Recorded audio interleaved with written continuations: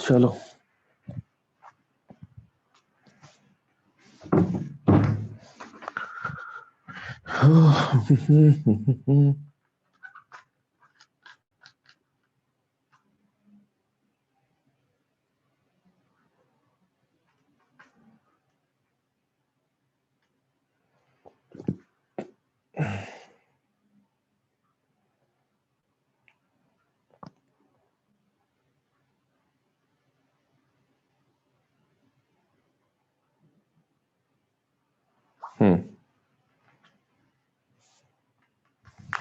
चलो देखो, आवाज आ रही है?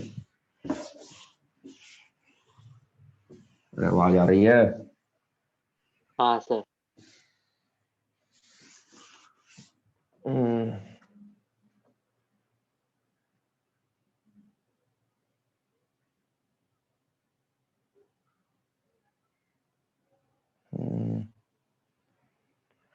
चलो देखो क्या होता है। पहले तो ईशान के डाउट आ रखे हैं 2-3।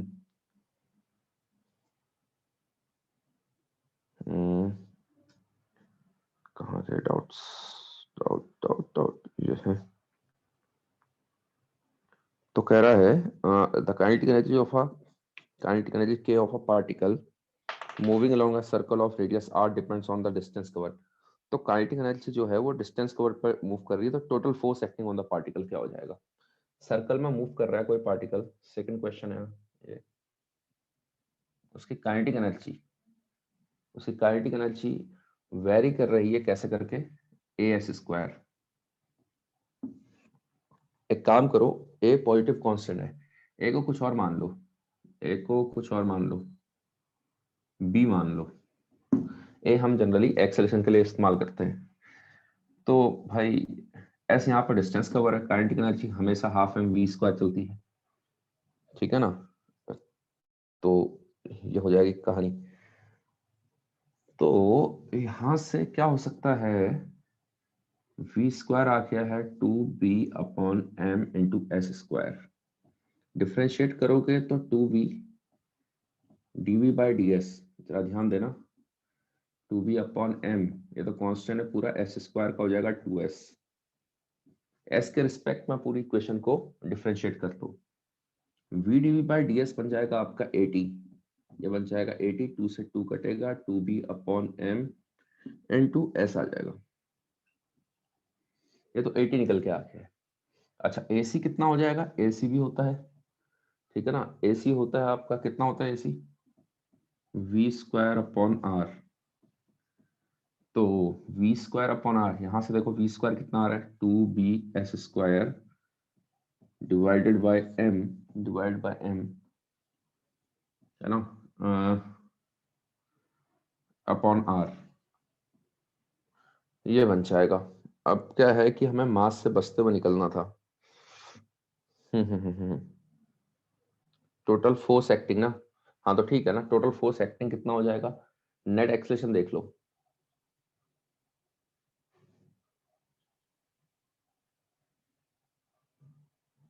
ठीक है? नेट एक्सेलरेशन देख लो आप तो। ए नेट कितना हो जाएगा? या फिर पहले एफ सी निकाल लो। एफ सी कितना होता है? एम ए सी, तो 2b/s² आ जाएगा। ऐसे ही एफ टेंजेंशियल कितना हो जाएगा? एम ए टी, यानी 2bs आ जाएगा। तो नेट फोर्स कितना हो जाएगा? √f c² + ft² करोगे, एफ नेट हो जाएगा √f c² + ft² जब करोगे तो कितना आ जाएगा? इसको करोगे तो 2b तो बाहर आ जाएगा, ब्रैकेट में बचेगा आपका s²/r का square plus s² to the power half. अब देखो ऑप्शन कौन सा मैच कर रहा है, ऑप्शन कौन सा मैच कर रहा है वो देख लो। अच्छा इसने 2 को कहीं बाहर ले, अच्छा s को भी बाहर ले लिया है, तो ऑब्वियस सी बात है इसमें एक ही दिखाई दे रहा है, वो आपका बी ऑप्शन दिखाई दे रहा है। देखो s, एक s को बाहर ले लो तो 2bs हो जाएगा, ब्रैकेट में 1 प्लस s/r का स्क्वायर, इसकी पावर हाफ आ जाएगी। ये बन जाएगा आपका। तो आपका सेकंड ऑप्शन आ जाएगा इसमें। हाँ भाई ईशान, समझ में आए? Yes sir. ठीक है,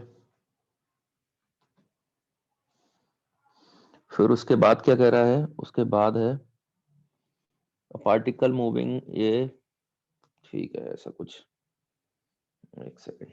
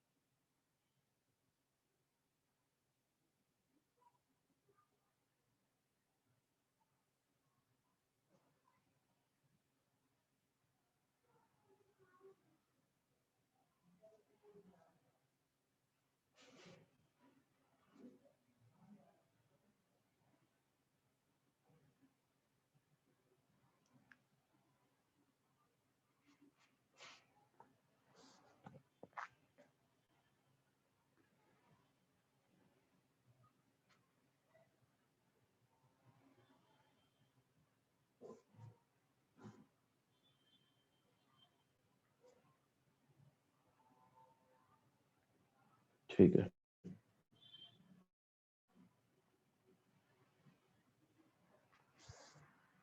इसके बाद क्या हो जाएगा आपका?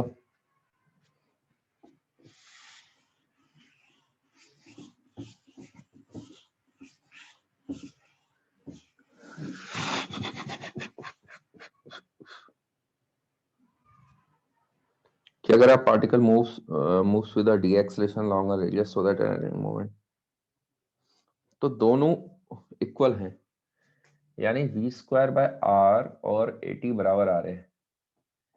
एटी होता है माइनस का डीवी बाय डी, जिस रेट से स्पीड चेंज हो रही है। ये बातें हो गई है, ठीक है।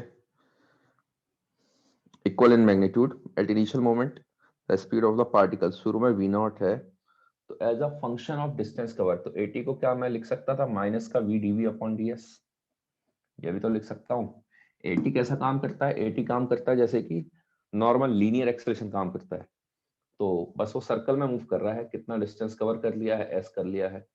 तो मैं एक एटी को लिख सकता हूँ V DV by D S, decelerate कर रहा तो माइनस का, और वो सेंटीपिटल एक्सेलरेशन के मैग्नीट्यूड के बराबर है। तो उसका मैग्नीट्यूड आ गया वी स्क्वायर अपॉन आर। अब यहाँ से देखोगे तो डीवी अपॉन वी बनेगा माइनस का डी एस अपॉन आर। देखो इसको और इसको पकड़ो, ये बन जाएगा। इंटीग्रेट कर लो, इंटीग्रेट करोगे तो शुरू में जीरो था, बाद में as a distance covered s, शुरू में वेलोसिटी वी नॉट थी, बाद में वी हो जाएगी, डीवी अपॉन वी बना देगा log l n v, limit v naught से लेके वी तक, ये माइनस, ये तो वन अपॉन आर है ही, एस जीरो से लेके एस तक, ये पुट करोगे log V minus log V naught is equal to minus S upon R. तो v की वैल्यू ये कितना होता है? लॉग ए अपॉन बी आ जाएगा, log A minus log B is equal to minus S by R. तो v is equal to V naught E to the power minus S by R आ जाएगा।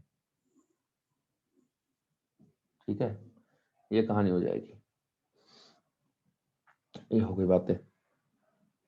कौन सा ऑप्शन है? S by R, A option आ जाएगा। Yes sir. ठीक है, फिर उसके बाद लास्ट वाला है तुम्हारा जो क्वेश्चन है। हाँ भाई, किसके दोस्त हो कलाकार, जो एंट्री फर्जी के जो दोस्त आते हैं? देखो ऐसा है, समय पे आ जाया करो, 4:20 4:25 पर, उसके बाद मैं मीटिंग लॉक कर लूंगा। बार बार वो बीच में आते रहते हैं, कोई नमूने इंसान के नमूने दोस्त आते हैं। तो बेटर है कि मैं 4:25 तक मीटिंग को लॉक कर लूंगा, तो फिर नहीं तो बार बार आते रहते हैं, कौन हटाते रहो उनको। तो ये रहेगा। और बाकी जो अभी एंट्री नहीं मिल रखी, अब रहने दो। किसी को क्लास वाले को भी अगर एंट्री नहीं मिल रखी तो रहने दो, 4:25 तक आ जाना, 20:25 तक। आगे के लिए भी, a toy cart attached to the end of an stretched string of length a when revolved moves on a smooth horizontal table in a circle of radius 2a with a time period t. Now the toy cart is speeded up until it moves in a itna. If the Hooke's law holds, then या तुम्हें Hooke's law पता भी है? No, sir. कि toy card string इतना इतना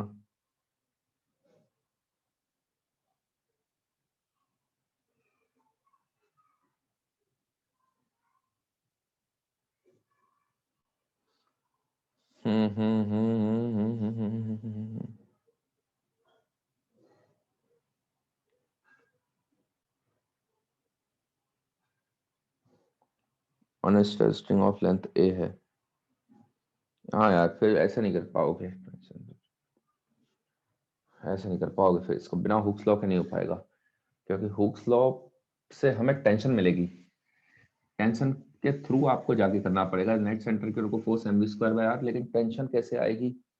वो Hooke's law से बातें आएंगी, वहां पर स्ट्रेस और स्ट्रेन की बातें आएंगी, तो इसको छोड़ दो अभी, ठीक है? ये आपका प्रॉपर्टीज और इलास्टिसिटी जब पढ़ा दूंगा तब उसके बाद कर लोगे इसको। प्रॉब्लम बहुत ज्यादा टफ नहीं है, लेकिन सर्कुलर मोशन और उसका दोनों का कॉन्सेप्ट वो है, मिक्सअप है इसमें। Okay, sir. ठीक है, और किसी को डाउट आउट तो नहीं थे? इतना ही डाउट है सर, थोड़ा बता दो। क्या बता दूं? है अर्शल, क्या बताना है? Hooke's law? अरे हुक्स लॉ तो फिर वही करना। स्ट्रेस तुम्हें पता नहीं है, तुम बहुत लंबी चीज खुलवाने को कह रहे हो यहाँ पर। देखो क्या होता है कि आपका इसमें अगर हम खींचे इसको, हुक्स लॉ क्या कहता है? स्ट्रेस, पहले तो स्ट्रेस ही नहीं पता होगा तुम्हें, यार फोर्स से खींच रहा हूँ, इसमें भी अलग अलग कंडीशन होती हैं। इसका एरिया अगर ए है तो एफ बाय ए, यह आपका नॉर्मल स्ट्रेस होता है। फिर स्ट्रेन क्या होता है? एल लेंथ थी, ये आपकी खिंच के जाएगी, एल प्लस डेल्टा एल हो जाएगी, ठीक है? तो एल प्लस डेल्टा एल हो जाएगी, तो स्ट्रेन हो जाता है strain delta L upon L. तो हुक्स लॉ का कहना होता है कि स्ट्रेस प्रोपोर्शनल होता है स्ट्रेन के, तो प्रोपोर्शनलिटी हटाओगे तो ये तो अभी मैं नॉर्मल स्ट्रेस की बात कर रहा हूँ, ऐसे ही आपका शियर होता है और बल्क होता है वॉल्यूमेट्रिक, तो यहां से हटाओगे तो इस केस में तो यंग्स मॉडुलस आ जाता है, तो ये हो जाता है। अब चलो, अब इतना अगर कर ही लिया है तो फिर प्रॉब्लम भी सॉल्व ही कर लेते हैं, ठीक है? तो एक काम करते हैं, टेंशन को हम एफ से डिनोट कर लेंगे। क्यों? क्योंकि टी से हम टाइम पीरियड को डिनोट कर रहे हैं। तो पहले वो उसकी नॉर्मल लेंथ कितनी है? नॉर्मल लेंथ है ए, रस्सी की, सर्कल में मूव तो कर रही है, नॉर्मल लेंथ ए थी, लेकिन पहले वो 2a वाले से कर रही थी। जब 2a वाले से कर रही होगी तो टेंशन आई होगी कुछ, पहले वाले केस में एफ मान लो, तो एफ इज इक्वल टू, ठीक है ना, हॉरिजॉन्टल उसमें मूव कर रही है, एक सेंटर की ओर को टेंशन ही आएगी, टेंशन को मैंने एफ से डिनोट कर दिया है, तो एफ की वैल्यू आ जाएगी m omega square into radius हो गया 2a। F1 बोल दो इसको, ये बोल दो, लो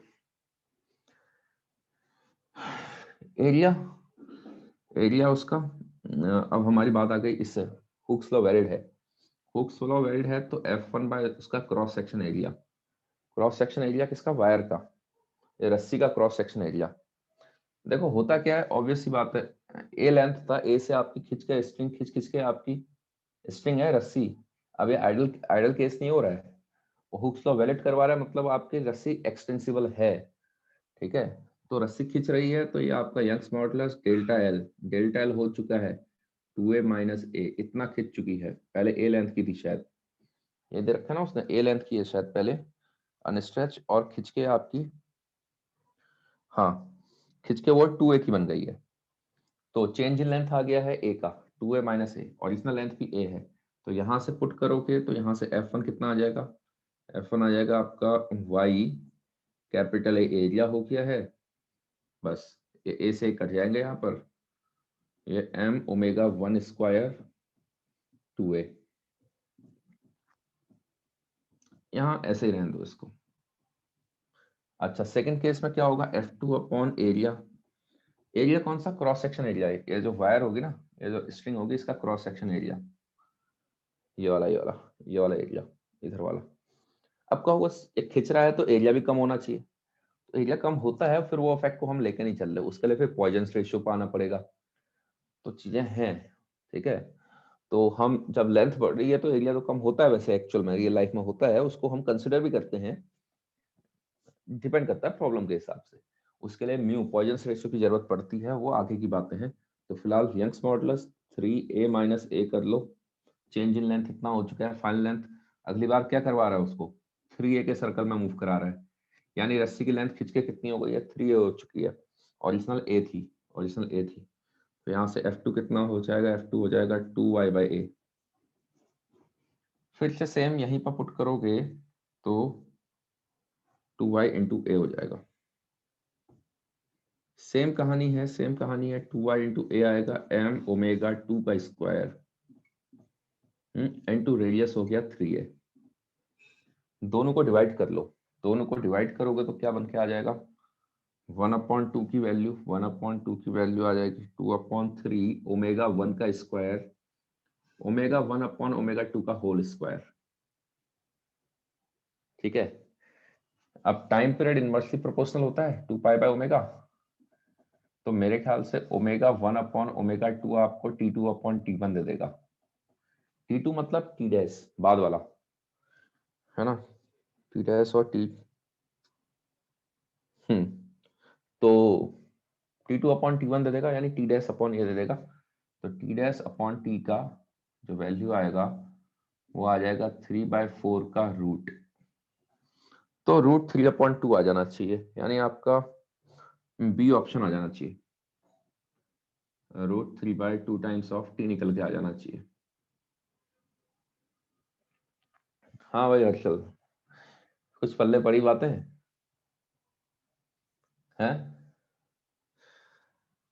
कुछ होता है, बस ये पता चला होगा हुक्स लॉ वगैरह वगैरह।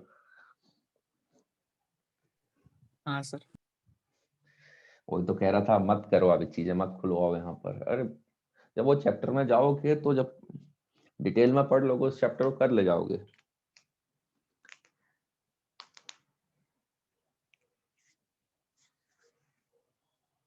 लिख लो, स्क्रीनशॉट खींच लो, अभी वैसे भी कोई फायदा नहीं है इसको करके, स्क्रीनशॉट खींच लो, बस ऐसा ऐसा कुछ कॉन्सेप्ट होता है, ये पता होना चाहिए।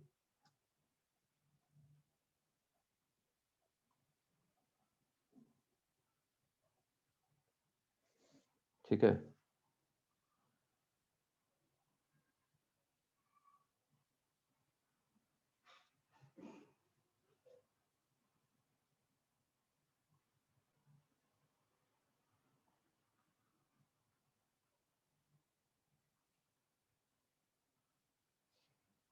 तो हमारे क्वेश्चन कहाँ तक हो गए थे, हम क्वेश्चन कर रहे थे, आपसे कहा था क्वेश्चन नंबर 14 तक कर लेना, इनफैक्ट 15 तक कर लेना,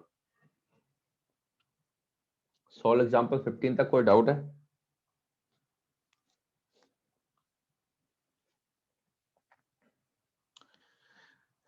सॉल्व एग्जांपल 15 तक कोई डाउट है?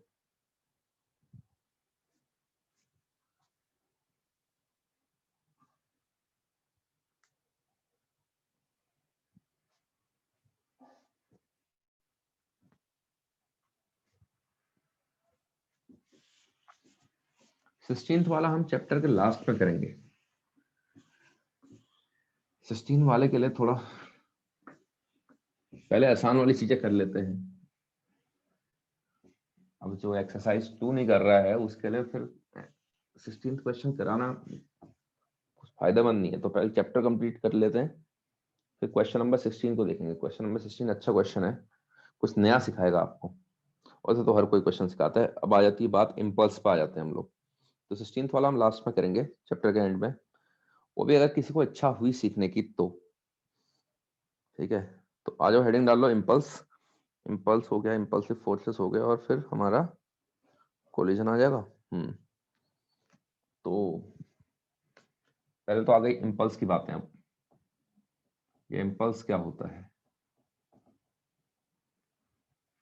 हाँ भाई, इम्पल्स की जहां तक बातें हैं, इम्पल्स हमारा डिफाइन होता है, अगर हम आई से बोलें, आई वेक्टर से, तो होता है एफ डी टी का इंटीग्रेशन,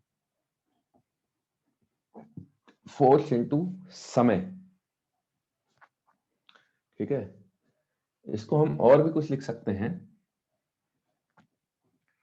एफ हो जाता है, देखो ये भी एक डेफिनेशन है, ये तो डेफिनेशन है, डिफाइन ये होता है।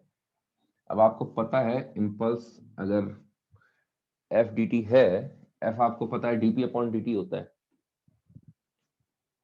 कितना हो गया, DP upon change in momentum upon ये, तो dt से dt कैंसिल हो गया, इंटीग्रेशन ऑफ dp बन जाएगा, यानी p final minus p initial, that is delta p। ये आपका इम्पल्स के बराबर होता है। ये होती है इम्पल्स मोमेंटम थ्योरम।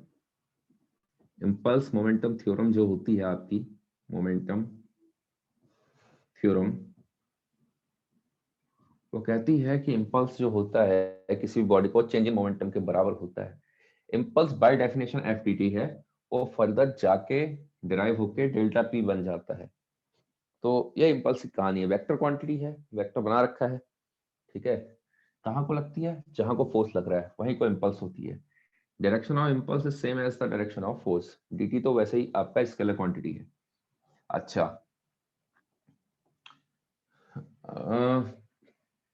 देखो क्या होता है, कभी कभी एवरेज फोर्स की बात आ जाती है। किसी भी फंक्शन का अगर एवरेज लिखना होता है आपको, कोई भी इन जनरल, आगे भी आप देखना ना, जैसे आपको y इज इक्वल टू, या ग्राफ पढ़ लिया क्या आपने मैथ में, साइन एक्स का ग्राफ पढ़ लिया फंक्शन वगैरह में, नहीं सर। यस पढ़ लिया क्या, y is equal to sine yes x? Sir. हाँ ठीक है, सर। सर्वेश मत बोला करो यार तुम, हैं? पता भी नहीं मतलब क्या पढ़ा है क्या नहीं पढ़ा है। y इज इक्वल टू, जब साइन एक्स की बात करोगे, इसकी एवरेज, साइन एक्स का ग्राफ आपने देखा होगा, ऐसे आता है और चलते रहेगा नेगेटिव में भी ये भी। तो 0 से लेके 1 तक चल रहा है, लेकिन मैं यहां से लेके यहां तक, ये पाई तक, 0 से पाई तक अगर एवरेज वैल्यू की बात करता हूँ, तो एवरेज वैल्यू 1 तो नहीं आएगी, और ना एवरेज वैल्यू हाफ निकल के आएगी, एवरेज वैल्यू कुछ निकल के आती है इसकी। ठीक है, अगर मैं पाई तक की बात करूं तो एवरेज वैल्यू उसकी कुछ निकल के आएगी। तो एवरेज वैल्यू निकालने का तरीका क्या होता है, देखो y अभी x के साथ वेरी कर रहा है, तो y dx अपॉन dx, ये होता है कभी भी एवरेज, एवरेज निकालने का तरीका। ठीक है, एवरेज निकालने का तरीका ही ये होता है, y dx का इंटीग्रेशन अपॉन dx। अगर y फंक्शन ऑफ टाइम है तो y dt अपॉन dt, कहां से कहां तक, 0 से लेके पाई तक कर रहे हो तो 0 से लेके पाई तक चलाना। अगर सेम चीज समय में कर रहे हो तो समय में कर रहे हो तो भी कोई दिक्कत नहीं है। समय में करोगे तो 0 से लेके t तक चला रहे हो तो नीचे भी 0 से लेके t चला देना। ठीक है ना, कभी कभी हो सकता है कि साइन t हो जाए, समय का फंक्शन बन जाए। तो ऐसे निकाली जाती है आपकी average value of a function, निकालने का तरीका ये है, ये होती है average value of a function. इसको कहीं लिख लो, कॉपी के पीछे लिख लेना, एवरेज वैल्यू ऑफ फंक्शन। देखो ये क्या है, कंटिन्यूअस फंक्शन है, 0, pi by 2, pi by 3, pi by 6, pi by 8, जो भी करना है, लगातार हर जगहों पर x का इनपुट हो रहा है और y की वैल्यू मिलती जा रही है, कंटिन्यूअस फंक्शन है। एक होता है डिस्क्रीट फंक्शन, डिस्क्रीट फंक्शन हो गया, कोहली ने ये रन बनाए, ये रन बनाए, ये रन बनाए, इस मैच में 40, इस मैच में 100, इस मैच में 150, इस मैच में 0, तो ये डिस्क्रीट वैल्यूज है। ठीक है, तो इसमें एवरेज निकालना होता है, सम करा आपने, डिवाइड बाय टोटल नंबर कर लिया, ये जो भी है 4 मैच के स्कोर है, चारों मैच का स्कोर एड अप किया, डिवाइड बाय आपने उसको 4 से डिवाइड कर लिया। तो लेकिन अगर कंटिन्यूअस फंक्शन होता है तो उसमें एवरेज निकालने का तरीका ये होता है, इसको याद रखना। ठीक है, इसको लिख लो, पहले इसको लिख लो, उसको बाद में लिखना, काम आएगा ये। ठीक है, आगे तक इंजीनियरिंग में भी काम आता है।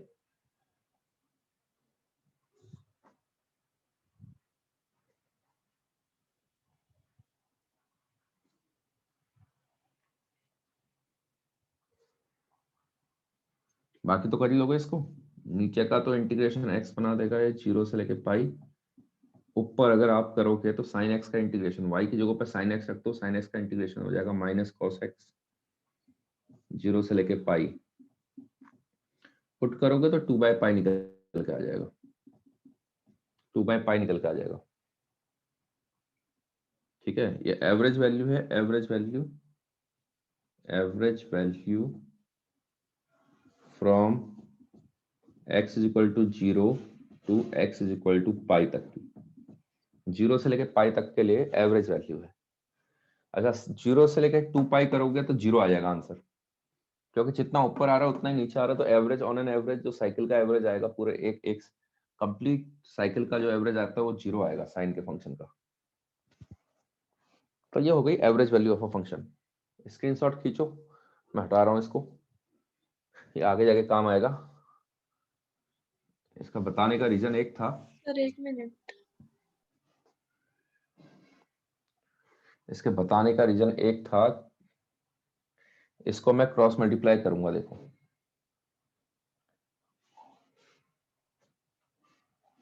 फटाफट लिखो उसको।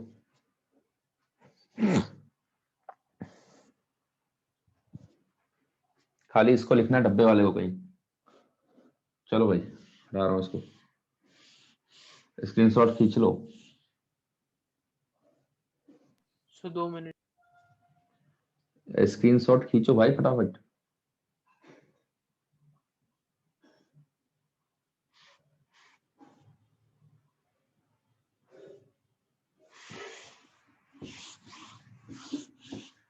ठीक है, तो इम्पल्स मोमेंटम थ्योरम की जहां तक बात थी तो ये हो गया।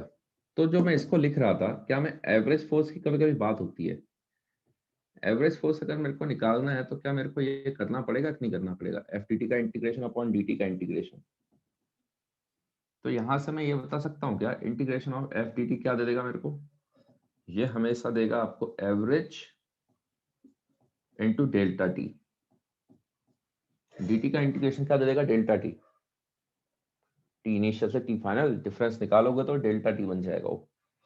तो यानी कहने का मतलब है कभी कभी एवरेज फोर्स पूछता है, तो यानी इम्पल्स कितनी हो गई, इम्पल्स आपका कभी कभी एवरेज फोर्स का कॉन्सेप्ट आता है तो इसको आप डायरेक्ट ऐसे भी लिख सकते हो, एवरेज फोर्स इनटू सीधे सीधे डेल्टा टी।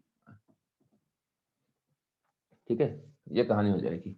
अच्छा इंटीग्रेशन है, आई आपका ऑलरेडी एफ डी टी है, integration of F D T. तो यहां से क्या ये कंक्लूजन नहीं निकलता कि अगर मैं एरिया एफ और टी का बनाता हूं तो area under F T curve, area under F T curve, area under F और T curve is equal to impulse, वो इम्पल्स देगा। ठीक है, यूनिट ऑफ इम्पल्स, इसकी यूनिट क्या होती है, यूनिट बहुत आसान है, न्यूटन सेकेंड आ जाएगी। तो ये सब बातें हो जाती हैं। Direction same as force, direction same as force, जैसे फोर्स की डायरेक्शन है उसी डायरेक्शन में लग जाती है इम्पल्स। लिखो फटाफट लिखो इसको।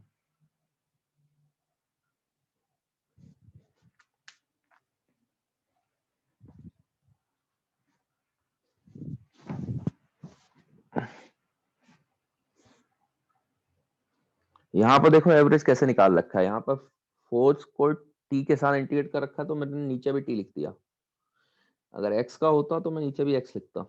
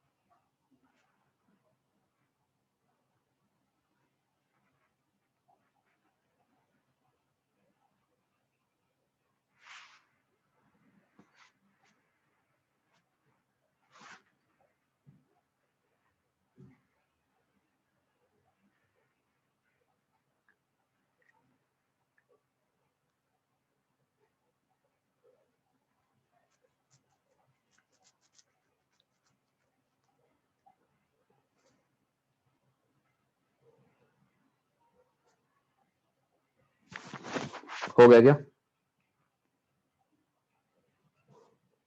Yes sir. ठीक है, फिर 17th एग्जांपल देखो।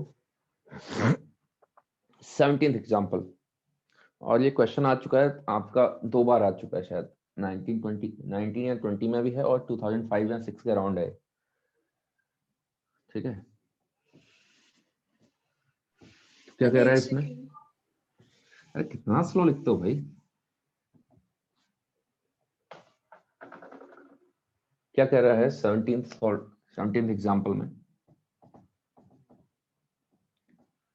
17th एग्जांपल में क्या कह रहा है? The hero of a stunt film वो है जो भी है, 50 ग्राम की बुलेट है, 50 ग्राम की बुलेट है, उसको फायर कर रहा है किस स्पीड से? गन से निकल रही है 1 किलोमीटर यानी 1000 मीटर पर सेकेंड से निकल रही है, और बोल रहा है 20 बुलेट को फायर कर रहा है कितने में? 20 bullet in 4 second, 5 second, 4 second शायद, है ना? तो ऐसा हाँ कुछ सर। है यार। ठीक है, देखो एक्चुअल में होगा क्या, अगर हम इसकी बात करें तो ये मशीन गन है आपकी, ठीक है, वो लगातार यहाँ से बुलेट को फायर करते जा रहा है। अब एक बात बताओ, जब यहाँ से बुलेट फायर होगी, इसका मास अगर मैं m बोलता हूँ, इसकी वेलोसिटी v बोलता हूँ, अब इस सिस्टम पर क्या था? इस सिस्टम पर अगर आप बात करोगे तो इनिशियली क्या था? इनिशियली रेस्ट पे था, initially at rest, machine gun rest पर रही थी। तो यानी शुरू में जो मोमेंटम रहा होगा, लेट से इसको बुलेट को, इसको बंदूक को पीछे को मोमेंटम मिल गया p, जब एक बुलेट फायर हो रखी आपने, तो भाई इसका एम भी हो गया, इसका माइनस का पी हो गया है, और इनिशियली रेस्ट पर था तो शुरू में मोमेंटम 0 हो जाएगा। यार वो आपका क्या होता है ना, वो जो फोर्स होता है, ये मैं जस्ट बिफोर जस्ट आफ्टर की बात कर रहा हूँ। होता क्या, जो आप होल्ड कर रहे होते हो बंदूक को, तो इतना ज्यादा वो नहीं करते हो, बताए तो थी इसकी कहानी, कोई इतना स्ट्रिक्ट फोर्स नहीं होता जो वो करवाए, तो वो फ्री होता है। आप पहले फ्री मानते हुए चल लो कि वो कितने मोमेंटम से रिकॉइल करेगा, तो यहां से पी निकालोगे तो पी आ गया आपका एम वी। ठीक है, अब ये तो बातें हो गई है, ये तो एक का, इस मोमेंटम से क्या हुआ है? इस मोमेंटम से ये p is equal to m v, ये मोमेंटम लेके बंदूक पीछे को आई है। अब इस बंदूक की कहानी क्या है? बंदूक आ रही है पीछे को, बंदूक पीछे को आई पी से, ये फाइनली इसको रोकना है। आपने यहाँ पर से कंधा अंधा लगा के आपने ये करके इसको कुछ रोकना है, तो होगा क्या? फाइनली इसको 0 करना पड़ेगा। ये एक सिचुएशन 1 है, यहाँ से आपने बुलेट फायर करी, उसके बाद क्या होगा? बुलेट निकली है, पीछे को आना चालू हुई, अब उसके बाद ये पी मोमेंटम लेके आई है, ये पी मोमेंटम लेके आई है, फाइनली इसको रोकना है, फाइनली इसके लिए 0 हो जाएगी। फॉर मशीन क्या हो जाएगा? For machine gun, for machine gun initial momentum जो हो जाएगा वो पी लेके आ रहा है, फाइनली क्या हो जाना है? फाइनल मोमेंटम 0 हो जाना है व्हेन स्टॉप्ड। ठीक है, अब एक बात बताओ, 20 बुलेट 4 सेकंड में हो रही है, मतलब एक बुलेट कितने में हो रही होगी? एक बुलेट हो जाएगी आपकी 4/20 सेकंड में, 1/5 सेकंड आ गया। ठीक है, तो एक बुलेट के कारण, तो मैं अगर फोर्स की बात करूं, यहां पर फोर्स की बात करूं, तो एफ इम्पल्स की अगर हम बात करें, इम्पल्स कितनी लगेगी आपका? F average force into delta t is equal to impulse momentum theorem के हिसाब से डेल्टा पी के बराबर हो जाएगी। अब डेल्टा पी की बात करेंगे तो 0 माइनस पी बन जाना है, F average into delta T.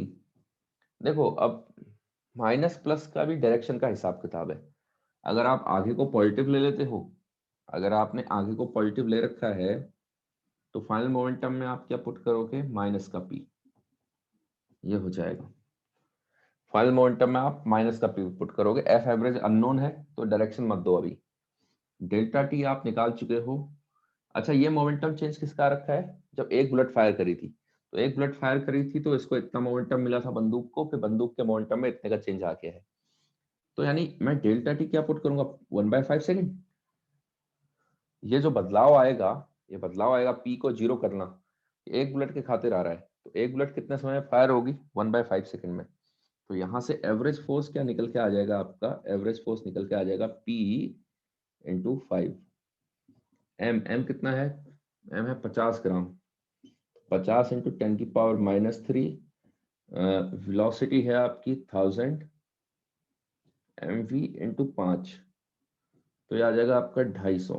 तो 250 न्यूटन का फोर्स आपको लगाना पड़ेगा उसको। तो होता क्या है, ये प्रोसीजर होता है प्रॉपर। अगर हम इसकी बात करें क्वेश्चन की, तो बुलेट निकली यहाँ से, ये रिकॉइल करेगा, कितना मोमेंटम लेके आया? ये शुरू में फ्री था, ठीक है। तो पहले पहले वहां का हिसाब किताब लगा के, भैया कोई एक्सटर्नल फोर्स अगर नहीं होता तो इतना मोमेंटम लेके पीछे को आता। चलो इतना मोमेंटम लेके पीछे को आ रहा है, तो फिर आप शोल्डर तब एक्टिंग पे आता है, शोल्डर उसको रोकना चाहता है। तो अब फिर मशीन गन को ऑब्जर्व करो, मशीन गन पी मोमेंटम लेके पीछे को आ रही, बाद में उसको रोकना है। तो उसके लिए इनिशियल मोमेंटम पी हो गया है, इनफैक्ट बेसिकली माइनस का पी हो गया है। क्यों माइनस का पी हो गया है? आगे को पॉजिटिव मान रखा है आपने, फाइनली उसको जीरो करना है। तो जब वो व्हेन स्टॉप्ड, बस फिर इसके लिए इंपल्स मोमेंटम थ्योरम लगा दी मैंने। इंपल्स होती है F average into delta T और is equal to delta P का लगा दिया कॉन्सेप्ट। तो डेल्टा पी का कॉन्सेप्ट लगाया, आपका एफ एवरेज इतना निकल के आ जाएगा। ये तरीका है आपका प्रॉपर, ये है, कर तो लोगे आप। उसके अंदर जो प्रॉपर मैकेनिक्स चल रही है वो ये है आपकी, ठीक है। लिख लो, उसको लिख लो।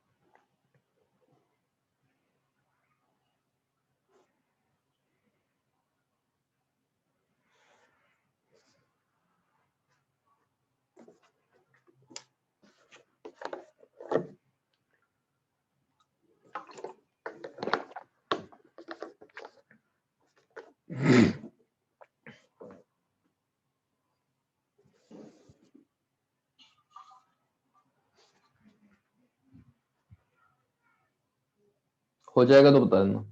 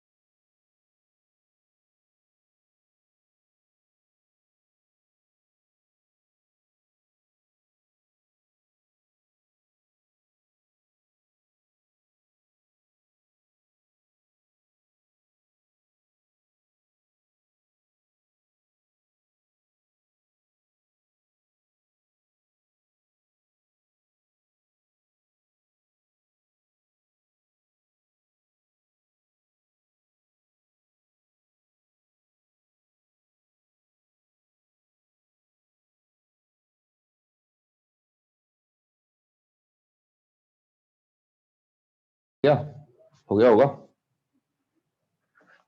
नहीं सर, एक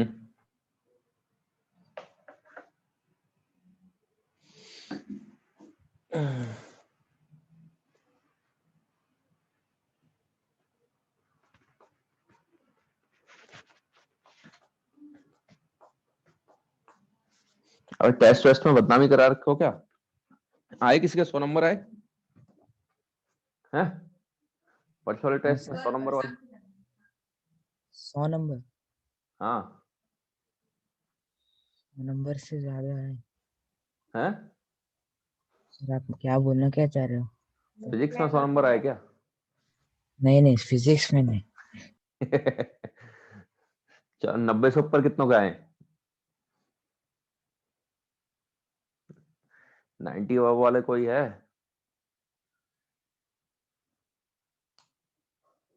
80 अबव, 80 अबव वाले कौन कौन है?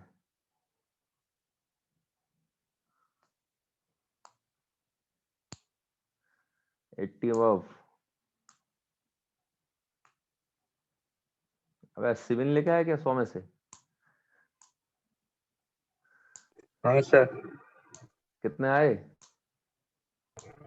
सर शायद 86। अच्छा,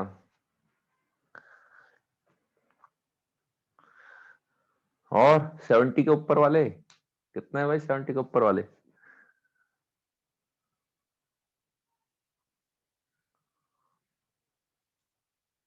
क्या खत्म कर रखा है क्या पूरा मामला?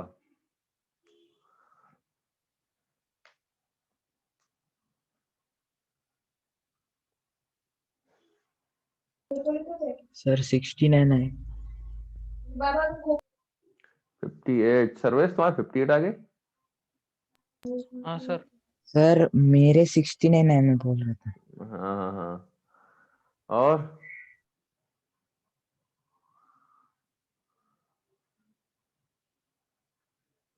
तिवाड़ी जी कितने आ रखे हैं?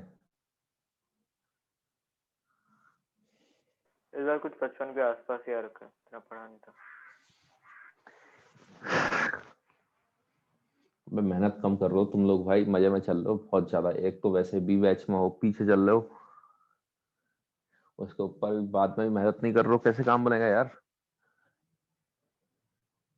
एक्सरसाइज 1 खाली फॉर्मूला सिखाने के लिए है, उसके आगे आपको ऐसे अगर यहीं 50-60 में खेलोगे तो मेंस में तो लुढ़क जाओगे भाई, 100 में से 40 नंबर भी नहीं ला पाओगे सही से। और तो ठीक है, अभी वाला पोर्शन टफ है, लेकिन पेपर टफ थोड़ा ना आ रहा है इतना आपका। एक्सरसाइज 1 से ही आप अच्छा खासा 60-70 एक नंबर तो स्कोर एक्सरसाइज 1 करके भी कर सकते हो अगर समझ रहे हो तो। लेकिन दिक्कत ये होती है कि आपका अंडरस्टैंडिंग इतने अच्छे लेवल की नहीं चल रही है कि आप एक्सरसाइज 1 से समझ जाओ, तो आपको आगे बढ़ना पड़ेगा। डीपीपी वगैरह प्रैक्टिस करो, प्रैक्टिस बढ़ाओगे भाई तभी होगा। तो एक्सरसाइज 2 और एचएलपी ये सब खाली नाम के लिए थोड़ा ना दे रखी हैं, करने के लिए दे रखी हैं। एक्सरसाइज 1 तो मिनिमम है कि भैया इतना तो करो ताकि अगला चैप्टर समझ में आए थोड़ा बहुत। लेकिन एक्सरसाइज 1 करके स्कोरिंग थोड़ा ना हो जाएगा कोई टॉपिक। रोटेशन है, कर लो एक्सरसाइज 1, उसमें आप एक्सरसाइज 1 से ही मेंस में स्कोर हो जाएगा। लेकिन बाकी चैप्टरों में तो एक्सरसाइज 1 तो फंडामेंटल है ना। तो अगर करना है तो भाई थोड़ा तो लेवल बढ़ाना पड़ेगा आपको, आप लोगों को। ऐसे काम कैसे बनेगा?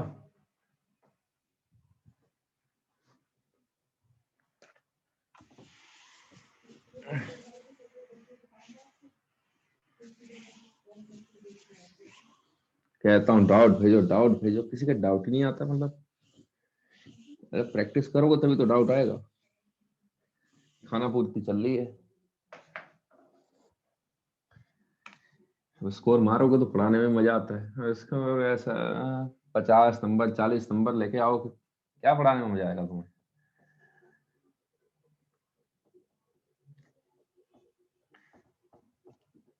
देखो इम्पल्सिव फोर्स क्या होता है, ऑल्दो हर एक फोर्स इम्पल्स लगा सकता है, लेकिन हम फिजिक्स में जो कैटेगराइजेशन करते हैं, जो आपको झटका दे सकता है, ठीक है, जहां पर आपका झटका मिल रहा है वो वाले फोर्स को हम इम्पल्सिव बोलते हैं। अब इसको फील करने वाली बात है, जैसे ग्रेविटी है। इम्पल्सिव फोर्स वो होता है बेसिकली, आप अगर सिंपल डेफिनेशन में बोलूं तो बहुत छोटे समय में मोमेंटम में बदलाव कर सकता है, नेग्लिजिबल समय में भी वो मोमेंटम में बदलाव कर सकता है। जैसे मैं ग्रेविटी की बात करूं, ग्रेविटी इंपल्सिव नहीं होता। आपने 1 किलो की बॉल है मान लो, उसको ऊपर को फेंका 100 मीटर पर सेकेंड से, तो m इंटू वी करोगे 100, m 1 है, v 100 है, तो 100 का मोमेंटम लेकर ऊपर को जा रही होगी, तो 100 से 90 आने में भी उसको समय लग जाएगा, ठीक है। एज कंपेयर टू अच्छा चलो 100 से गई, पूरा आपका एयर रेजिस्टेंस नेग्लेक्ट करो, ग्रेविटी है, वापस घूम के आई, फिर 100 से आएगी, तो 100 का मोमेंटम लेके गई थी, 100 का मोमेंटम लेके आ रही, तो चेंज इन मोमेंटम आपका, चेंज इन मोमेंटम 200 हो जाएगा, जीरो मत बोल देना, माइनस ऑफ माइनस आएगा, वेक्टर क्वांटिटी है, तो 200 का चेंज इन मोमेंटम आ जाएगा। अब लेकिन ये 200 का मोमेंटम चेंज कराने के लिए उसने 20 सेकंड ले लिए होंगे, 100 से फेंक रखी है आपने, तो 10 सेकंड जाना 10 सेकंड आना, तो ये 200 का मोमेंटम चेंज कराने के लिए 20 सेकंड ले रहा हो। अगर यही केस आप देखो, जब हार्दिक पांड्या के बल्ले से बॉल निकलेगी 100 किलोमीटर पर सेकंड से आ रही है, मान लो 100 मीटर पर सेकंड से आ रही है, बल्ले से आपने मारा, आपने 100 मीटर पर सेकंड से घुमा दी बॉल को, ये क्या होगा, ये तो आपका 1 सेकंड भी नहीं लेता, बॉल का बैट के साथ कांटेक्ट कितने समय के तक का होता है, 1 सेकंड का भी नहीं होता वो पॉइंटों में चल रहा होता है, वो फोर्स इंपल्सिव है, वहां पर झटका पड़ेगा कि नहीं पड़ेगा बॉल पे, तो फील करने वाली बात है, कहां पर झटका पड़ रहा है, कहां पर झटका नहीं पड़ रहा है। स्प्रिंग स्प्रिंग भी नहीं कराती है एकदम चेंज, स्प्रिंग भी धीरे धीरे चेंज कराती है, एकदम चेंज नहीं करा सकती है, ठीक है। तो बैट जो है, ये बैट से जो नॉर्मल आएगा बॉल पर लगेगा, वो आपका इम्पल्सिव फोर्स कहलाएगा। बाकी सिचुएशन हम डिस्कस करेंगे, मेरे ख्याल से आइडिया लग गया होगा कौन सा इम्पल्सिव होता है, कौन सा नॉन इम्पल्सिव होता है। तो पहले तो नॉन इम्पल्सिव इम्पल्सिव फोर्सेस वो होते हैं, forces having ability to change momentum, forces having ability to change momentum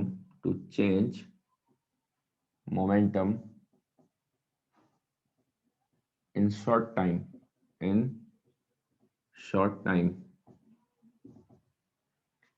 ठीक है।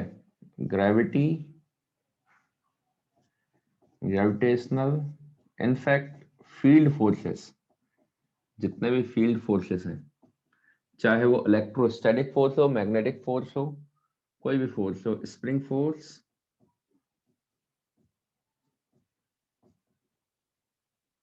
ये नॉन इम्पल्सिव कहलाते हैं। मतलब हम इनको नॉन इम्पल्सिव में रखते हैं, कोई ऐसा नहीं हो शॉर्ट टाइम, कुछ ऐसा थोड़ा है, ठीक है। वो शॉर्ट टाइम कितना है, या 200 का चेंज हो रहा है 20 सेकंड में, तो किसी के लिए तो 20 सेकंड भी शॉर्ट टाइम हो सकता है। कोई 200 का मोमेंटम का चेंज लेके आ रहा है 2000 सेकंड में, तो उसके लिए तो 20 सेकंड भी शॉर्ट टाइम है, ठीक है। तो अब ये खाली ऐसी कोई लाइन नहीं है जहां से हम ये बोलेंगे कि ये इम्पल्सिव है, नॉन इम्पल्सिव है। तो हम फिजिक्स में जो लेके चलते हैं वो ग्रेविटेशनल और जो भी फील्ड फोर्सेस होते हैं, इनफैक्ट फील्ड फोर्सेस लिखना, उसके ब्रैकेट में ग्रेविटेशनल लिख लेना, ग्रेविटेशनल फील्ड फोर्सेस में ग्रेविटेशनल हो।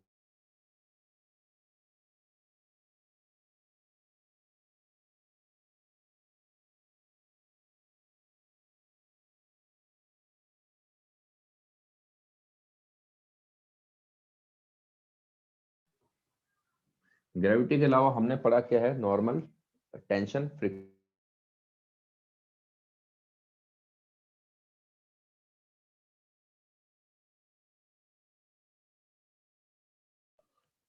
सर लैग हो रहा है इसमें।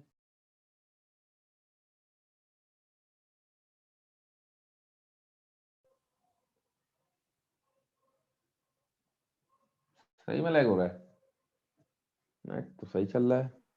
हाँ सर हुआ था अभी। एक सेकंड, हाँ।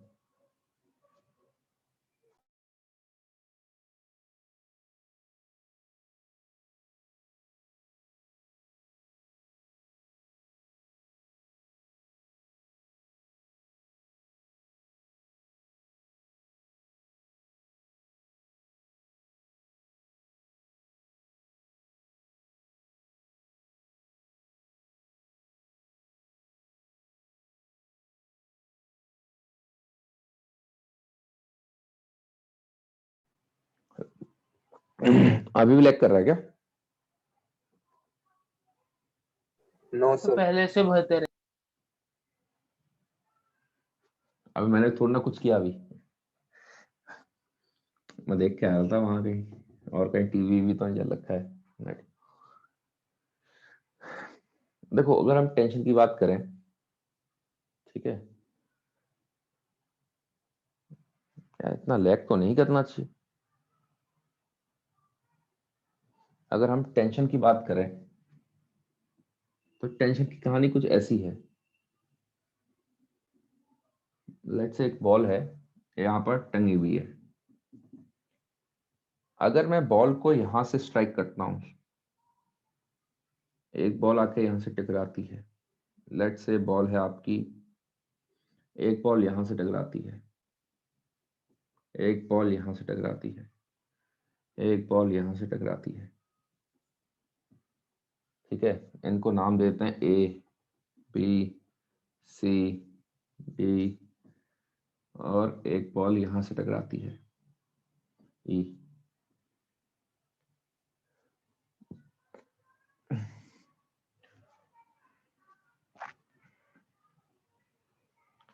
व्हेन ऐसे लिख लो,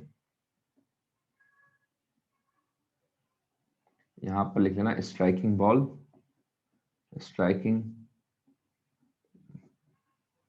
ये आपका स्फेयर है, मान सकते हो, और टेंशन के बारे में। ठीक है, एक बात बताओ, जब ए आके स्ट्राइक करेगा, क्या रस्सी में झटका आएगा? क्या रस्सी इंपल्सिव होगी कि नहीं होगी? ये बताओ, देखो फील करने वाली बात है, क्या रस्सी में झटका आएगा कि नहीं आएगा? है, रस्सी पर झटका पड़ेगा कि नहीं पड़ेगा?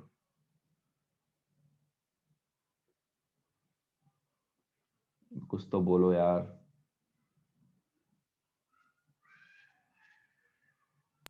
हाँ सर। ठीक है, रस्सी में झटका पड़ेगा तो टेंशन इंपल्सिव आएगी नेचर में, टेंशन इंपल्सिव आएगी नेचर में। अगर हम बात करें बी की, स्ट्राइकिंग बॉल बी होगी, हाँ भाई बी के केस में झटका पड़ेगा क्या? बी ऐसे हॉरिजॉन्टली आगे टकरा रही है,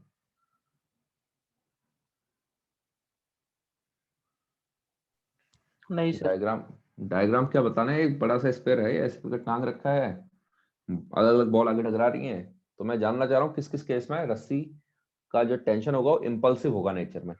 तो क्या भाई बी वाले केस में होगा क्या, जब बॉल आके ऐसे टकराएगी, जब बी वाली ऐसे टकराएगी, तो क्या रस्सी पर झटका पड़ेगा? पड़ेगा कि नहीं पड़ेगा? पड़ेगा। नहीं पड़ेगा, झटका छोड़ना पड़ेगा।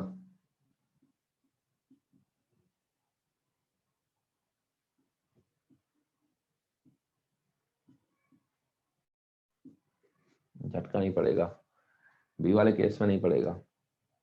अरे मूव करेगा वो अलग बात है, झटका छोड़ना पड़ेगा, रस्सी का बात कर रहा हूं मैं यहां पर झटका पड़ेगा उसकी बात नहीं है, मैं रस्सी की बात कर रहा हूँ। रस्सी, रस्सी पर झटका आएगा क्या? अच्छा सी की बात करो, एस, सी, डी, ई, बताओ फटाफट बताओ। सी में, सी में,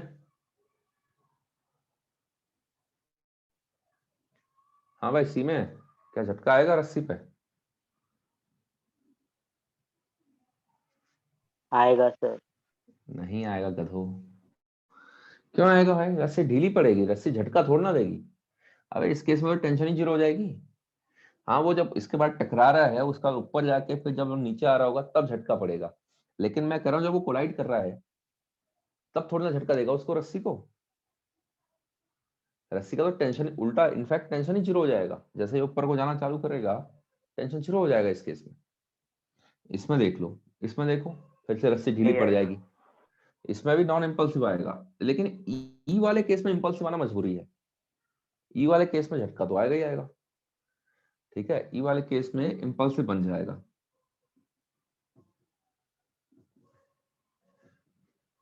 अबे थोड़ा बहुत फील हुआ, क्या हुआ है?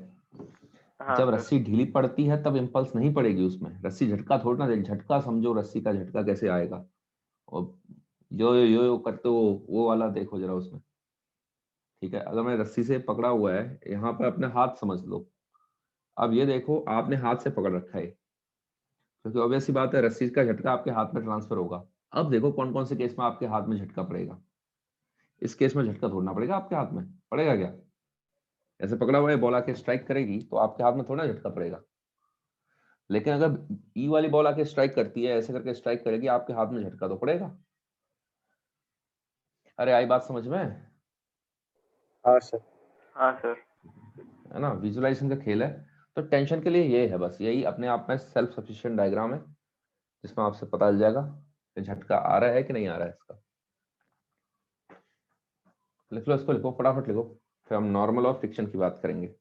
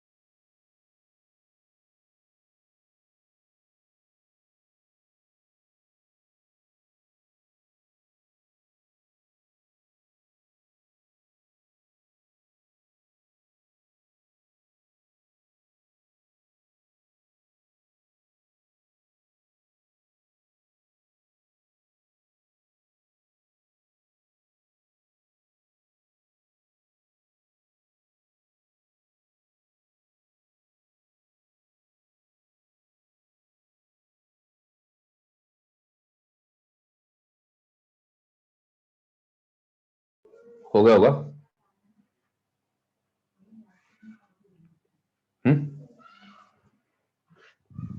Yes sir. ठीक है, चलो बता दिया करो यार, 2-3 लोग बोल दिया करो तो आइडिया लग से आएगा।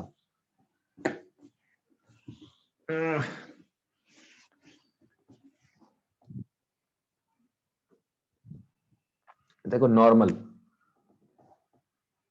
नॉर्मल और फ्रिक्शन, सेकंड आ गया नॉर्मल, फ्रिक्शन भी हम साथ में ही चला लेंगे, ठीक है। तो पहले तो हमारी नॉर्मल की बात हो जाती है। अगर हम नॉर्मल की बातें करें, यहाँ पर नॉर्मल की बातें करें,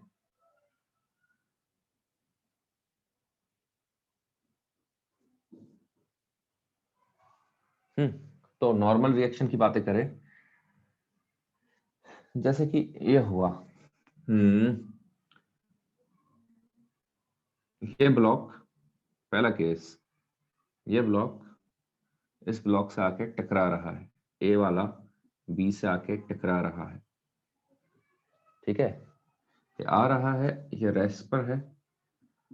तो एक बात बताओ, वे कांटेक्ट में आएंगे तो मेरे ख्याल से इस पर जो नॉर्मल आएगा, इस पर normal on A due to B और normal on B due to A, ये रहेगा। एक नॉर्मल जमीन वाला भी रहेगा ए पर, एक नॉर्मल ये वाला भी रहेगा बी पर, एक एम जी भी रहेगा, एम ए जी, एक एम बी जी रहेगा। ये सब एफईडी में उस टाइम ड्यूरिंग कोलिजन की बातें ये है। तो भाई एन ए और एन बी जो होंगे, जो ग्राउंड से मिल रहे हैं, वो तो नॉन इम्पल्सिव होंगे। क्या वो उन पर थोड़ा ना झटका पड़ेगा, या ग्राउंड वाला थोड़ा ना झटका देगा उसको। इतना समझ में आया क्या कि भाई जमीन से जो नॉर्मल आ रहे हैं वो थोड़ा ना इम्पल्सिव होंगे। ठीक है, दूसरी बात ये होंगे एनएबी और एनपीए, जिसको बोलोगे आप एनएबी एंड एनबीए, ऑब्वियस सी बात है अलग अलग बॉडी पे लग रहे हैं, ये इम्पल्सिव होंगे नेचर में। अरे समझ में आई बातें, फील हुआ कुछ? हाँ सर। ठीक है, अब वही चीज हो गई आपकी।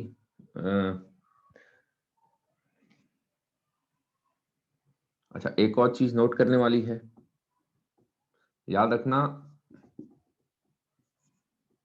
यहां कहीं लिख लेता हूं, N impulsive force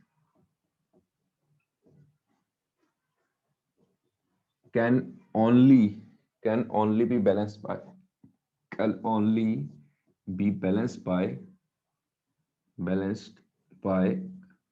another impulsive force।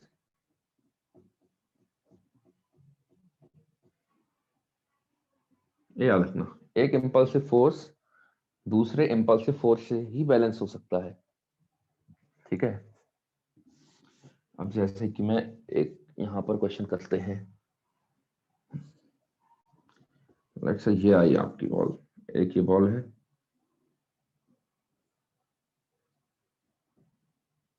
एक ये छोटी बॉल है, दो अलग अलग है यार, ये ऐसे करके। तो जब ये स्ट्राइक करेगी, तो अगर मैं दोनों बॉलों को बनाऊं यहां पर, एक ये है, एक ये आएगा, तो भाई इस पर तो क्या होगा, लाइन ज्वाइनिंग के अलावा अगर हम बात करें, मेरे ख्याल से अगर ये ए है ये बी है, तो normal on B N B A, और ये इधर को आके आपका एन ए बी, ये सिनेरियो रहेगा। जमीन से भी एक नॉर्मल आएगा एन ए, इसमें जमीन से नॉर्मल आएगा एम बी, और बाकी एम जी तो चल रहा है, एम जी से अपने को कोई लेना देना नहीं है। तो कंफर्म्ड है भैया, एन ए बी और एन बी ए तो एन ए बी और एन बी ए तो इम्पल्सिव होने ही होने हैं, ये तो झटका लगेगा ही लगेगा यहाँ पर। अब एन ए और एन बी के बारे में क्या बोल सकता हूं, एन ए जो होगा वो नॉन इम्पल्सिव रहेगा, वो थोड़ा ना झटका दे रहा है। क्या भाई यहाँ पर जमीन से थोड़ा ना झटका मिलेगा इसको, बड़े वाले स्फीयर को ऑब्जर्व करो, उस पर जो झटका मिलेगा वो यही दे सकता है, जमीन का नॉर्मल थोड़ा ना झटका दे रहा है। लेकिन दिक्कत क्या है, जब आप बी को देखोगे, बी को देखो, बी पर एक ये आ रहा है एन बी ए, एक एन बी। अब जरा ध्यान देना इस पर ध्यान दोगे तो ये है सिनेरियो, एन बी ऐसे आ रहा है, एन बी ऐसे आ रहा है, यार ये बॉल जमीन के अंदर तो जा नहीं सकती है। ठीक है, और ये इंपल्सिव फोर्स है, तो वाई डायरेक्शन में क्योंकि बैलेंस रहना है भाई, जाएगा तो हॉरिजॉन्टल में ही जाएगा, जमीन के अंदर तो नहीं जा सकता है, क्योंकि वाई डायरेक्शन में, सिंस वाई डायरेक्शन में बैलेंस होना है इसको, since in vertical direction it has to be balance, since in vertical direction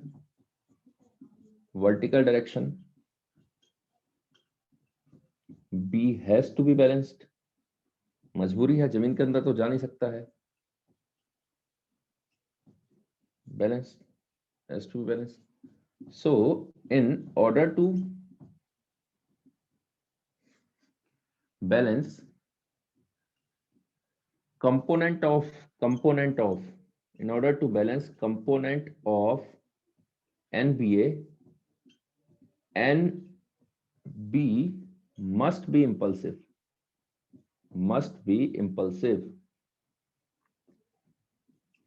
ये हो जाएगा सिनेरियो।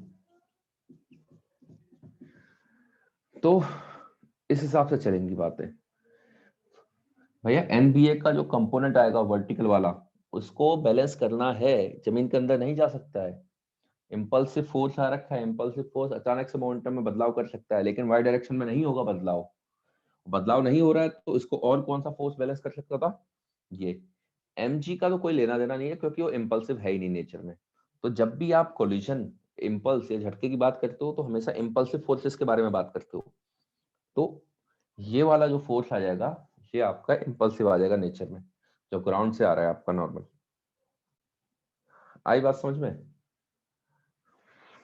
लिख लो, उसको लिख लो।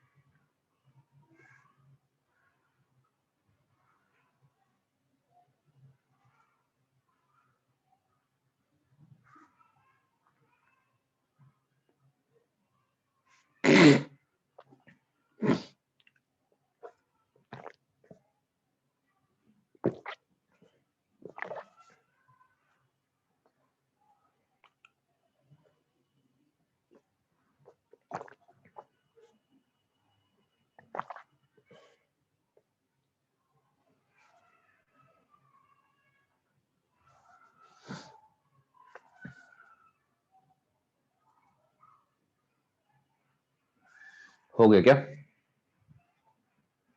एक मिनट सर।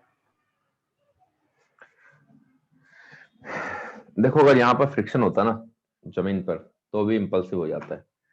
फ्रिक्शन की तो सिंपल सी बात है, अगर करस्पॉन्डिंग नॉर्मल, अगर नॉर्मल इंपल्सिव हो रहा है तो उसका करस्पॉन्डिंग फ्रिक्शन भी इंपल्सिव आ जाता है। फ्रिक्शन का तो ये बात हो जाती है।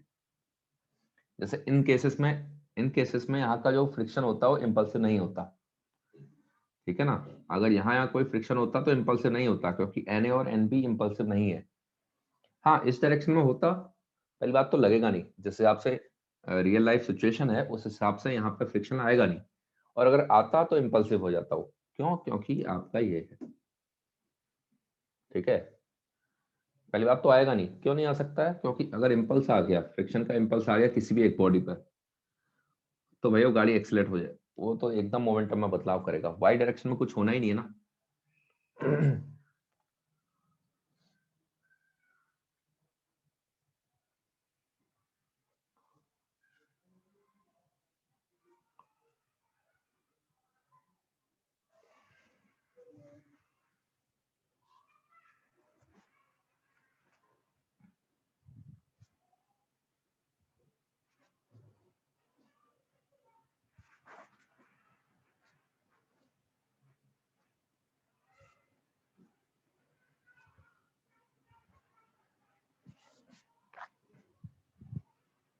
Done sir.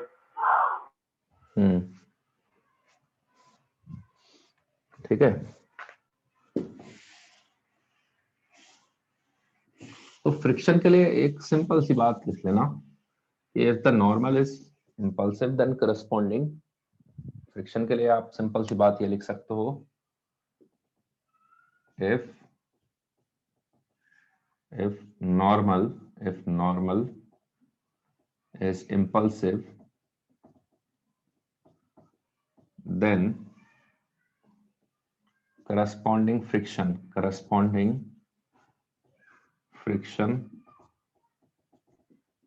is also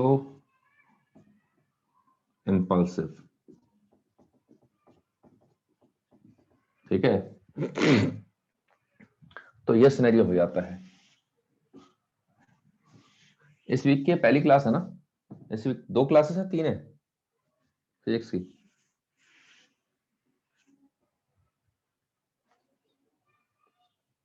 क्या बता दूं?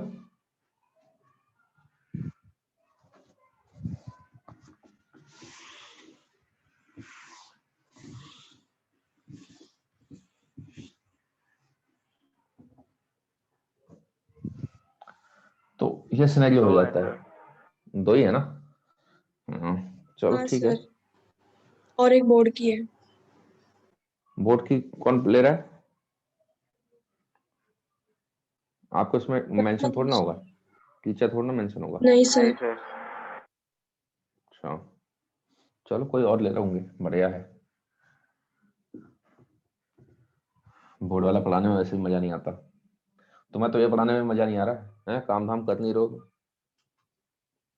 Yes sir. ठीक है। ये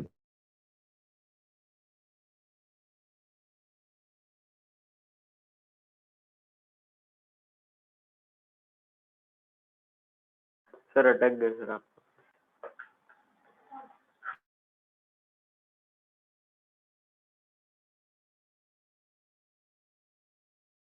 एग्जाम्पल को हल्के में मत लेना, जो शीट में है।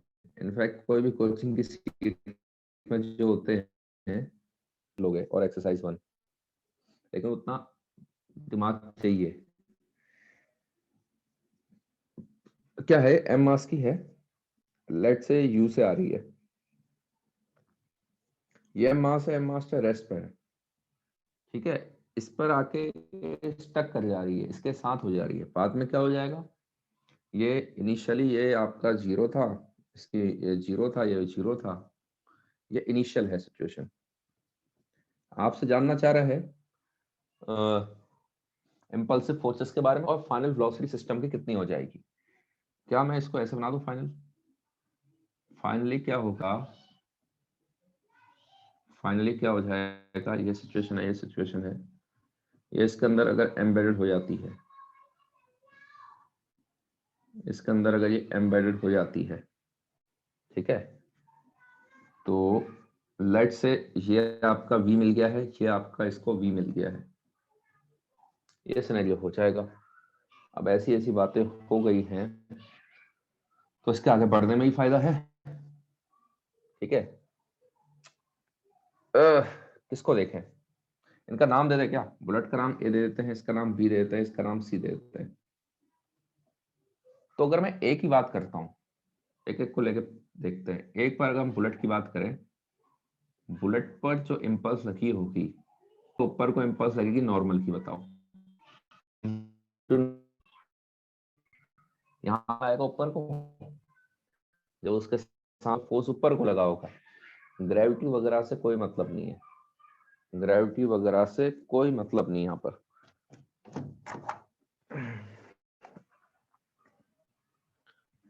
तो ये हो जाएगा। अच्छा, अब एक डायरेक्शन पॉजिटिव ले लो।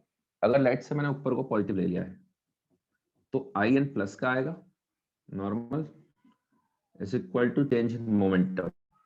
फाइनल कितना हो गया है, फाइनल हो गया है m माइनस का v, इनिशियल हो गया m माइनस का u। बताओ, ये सिनेरियो हो जाएगा इसका। हमें v निकालने में इंटरेस्टेड, हम v निकालने में इंटरेस्टेड हैं। u हमें दे रखा है, सबका मास सेम है। ठीक है, ये आके ऐसे स्ट्राइक कर रही है, पेन है, चाहता तो मैं डब्बा ही बना देता, कोई फर्क नहीं पड़ता उससे। तो यहाँ से आई एन कितना निकल के आ गया है, m u माइनस v, ऐसे लिख सकते हो, और कोई तो कहानी है नहीं। अगर मैं b की बात करूं, b पर 2 चीजें लगी होंगी। देखो भाई, ये इंपल्स नॉर्मल की ऐसे तो लगेगी, जब बुलेट आगे टकराएगी तो बुलेट का जो झटका होगा, यह वाला नॉर्मल जो होगा, यहाँ पर जो नॉर्मल आएगा, बुलेट पे ऊपर को लगाए तो इस पर इंपल्स नीचे को लगेगी। अच्छा, अगर इस पर इंपल्स लगी तो रस्सी भी झटके वाली बढ़ेगी आपको, रस्सी में भी झटका आएगा, खाली यही झटका नहीं होगा, यह झटका भी आएगा। आएगा कि नहीं आएगा? अगर मैं फिर से ऊपर को पॉजिटिव मान लेता हूं तो नेट इंपल्स कितनी हो जाएगी? IT minus IN। Net impulse is equal to change in momentum. Finally इतना हो गया है, लेकिन माइनस का, -0, ये बन गया है आपका सिचुएशन। ठीक है, रहने दो इसको। सी पे आ जाओ, सी पे आ जाओ। सी के लिए क्या हो रहा है? इस सी वाले के लिए क्या होगा? यही रस्सी का जो इंपल्स होगा वो ऊपर को लगेगा, तो IT लगेगा ऊपर को, जिसके चक्कर में अगर हम ऊपर को पॉजिटिव मान लेते हैं तो फिर से IT is equal to change in momentum M minus का V माइनस 0। फाइनल मोमेंटम इतना हो जाएगा, इनिशियल आपका 0 था। ये 3 इक्वेशंस पकड़ो, पहली, दूसरी और तीसरी। क्या यहां से हम V निकाल सकते हैं कि नहीं निकाल सकते? फ्रॉम 1 2 एंड 3, 1 2 एंड 3, उसको पहली इक्वेशन बना दो, उसको दूसरी बना दो, उसको तीसरी। ये 1 हो गई है, ये 2 हो गई है, ये 3 हो गई है। ठीक है, तो एक काम करो, IN को यहां सब्स्टिट्यूट कर लो, IT को भी सब्स्टिट्यूट कर लो। M माइनस का V minus IN, minus IN को मैं लिख सकता हूं माइनस का MU प्लस का MV। ठीक है, इज इक्वल टू माइनस का MV। कुछ गड़बड़ कर दी मैंने, क्या गड़बड़ कर रखी है मैंने? कुछ गड़बड़ कर रखी है।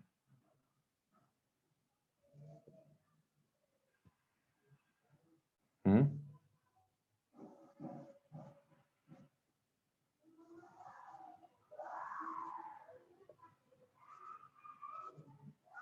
और मैंने साइन की कहाँ गड़बड़ कर दी? मैंने ऊपर को पॉजिटिव मान रखा है, नॉर्मल ऊपर को लगा। ठीक है ठीक है ठीक है ठीक है ठीक है।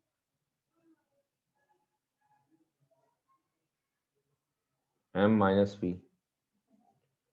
ठीक है, नेगेटिव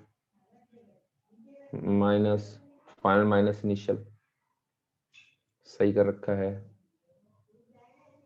फिर इस पर अगर हम बात करें तो ठीक है, इसका नीचे आएगा, इसका ऊपर को जाएगा टेंशन का। तो IT माइनस IN माइनस का MV, फाइनल माइनस इनिशियल। ठीक है, हाँ यहाँ गड़बड़ करती, ये तो ऊपर को जाएगा ना, लास्ट वाला देखो, IT वाला तो ऊपर को जाएगा, ये वाला, ये वेलोसिटी तो ऊपर को है ना इसकी, तो final momentum M into plus का V माइनस 0। तो यहां से सब्स्टिट्यूट करोगे तो ये बन जाएगा, यहां से आ रहा है देखो, V की value 3V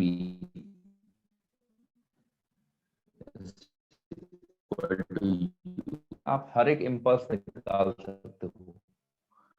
impulse of normal कितनी आ जाएगी? इम्पल्स ऑफ नॉर्मल आ गया आपका MU माइनस U/3, तो 2MU/3 impulse of normal V, ये वाली इक्वेशन से U/3 तो हुआ।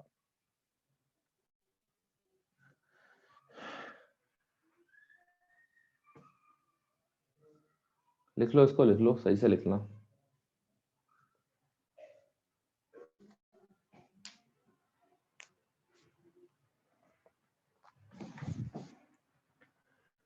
ये आपका सॉल्व एग्जांपल 18 होगा शायद।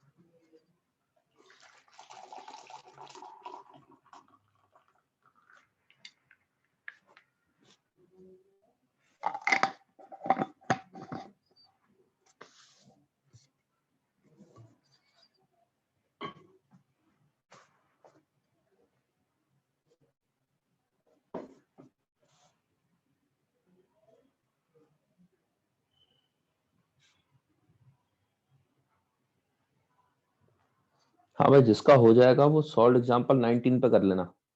सॉल्व एग्जांपल 19 ऑलमोस्ट सेम है, 19 को ट्राई करना। इसके बाद आप करें 5 मिनट, सॉल्व एग्जांपल 19, उसके बाद मैं बता रहा हूँ।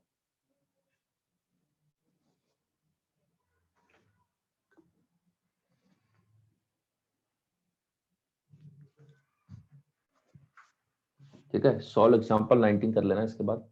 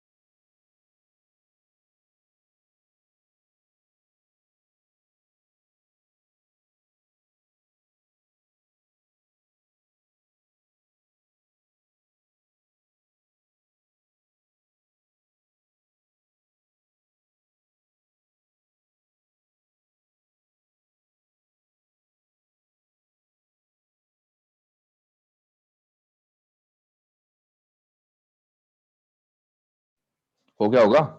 हम्म, अरे वाला हो गया 19th वाला।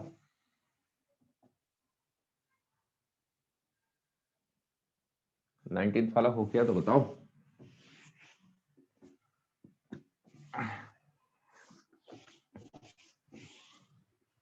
अब आप सही मैकेनिक्स में कदम रख रहे हो भाई।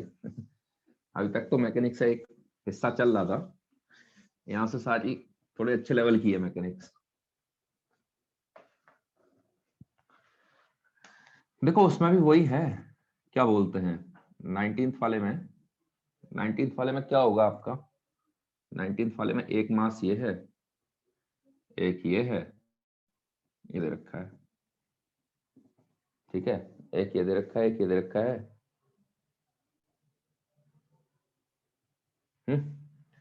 और ये बुलेट आके ऐसे करके इसमें, बाकी सारी प्रॉब्लम वही है, यू से आ रही है, एम मास है, एम मास है, ए बी सी बना दो ऐसे करके। अब इसमें देखो, आप उसमें भी कर सकते थे पहली वाली प्रॉब्लम में भी, इसको भी वैसे ही अप्रोच करना, ठीक है।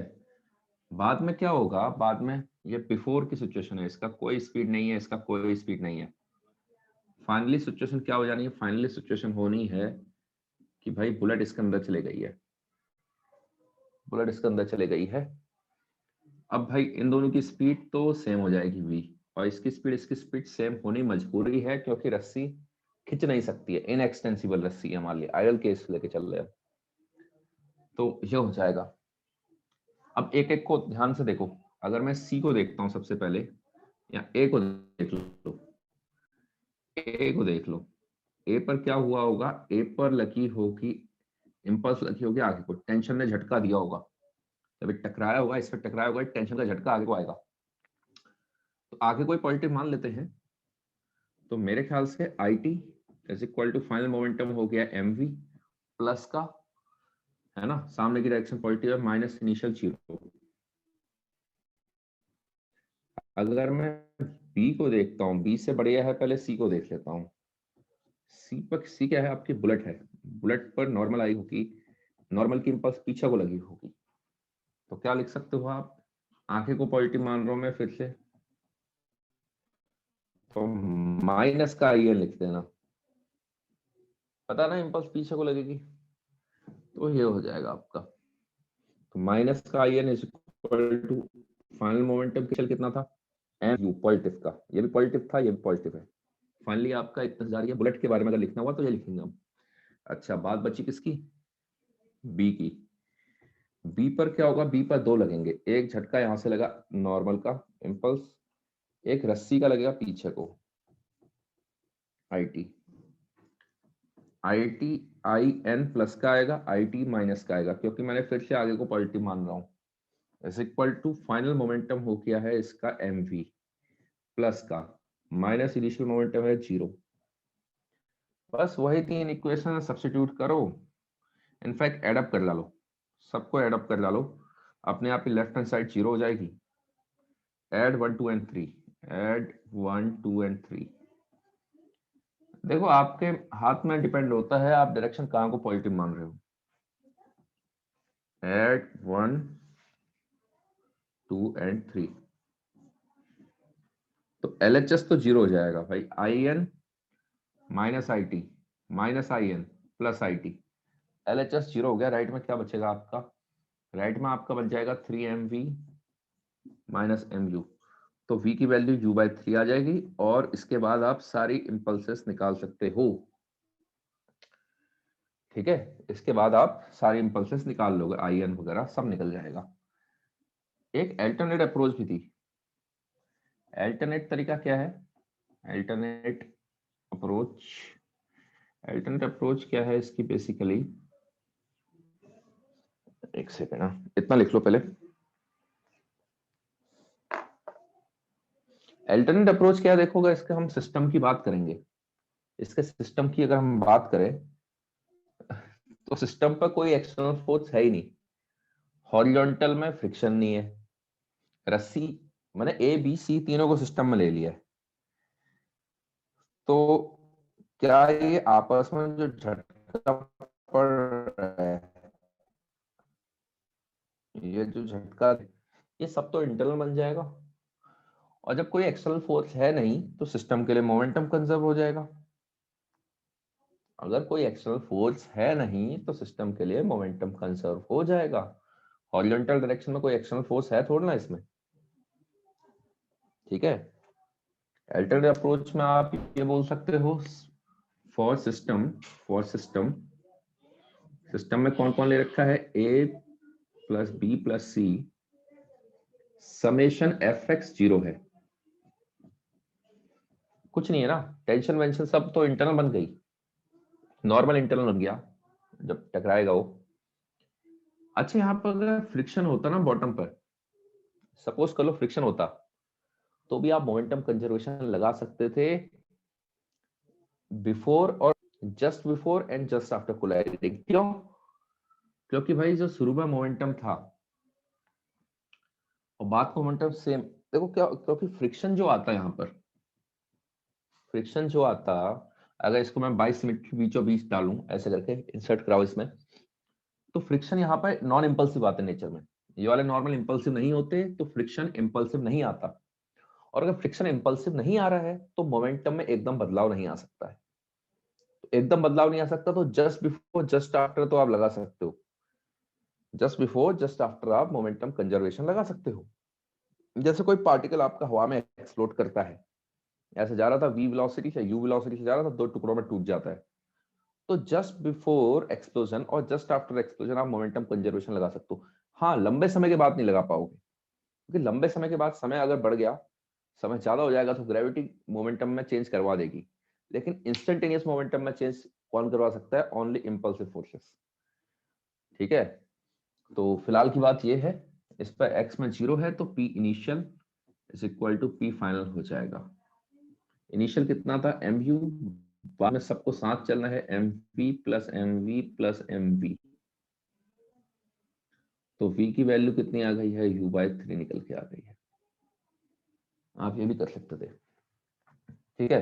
पल्स तो निकाल लोगे एक बार, v निकल के आ गया है, सब्स्टिट्यूट करो, आइए लिखो, फटाफट लिखो इसको।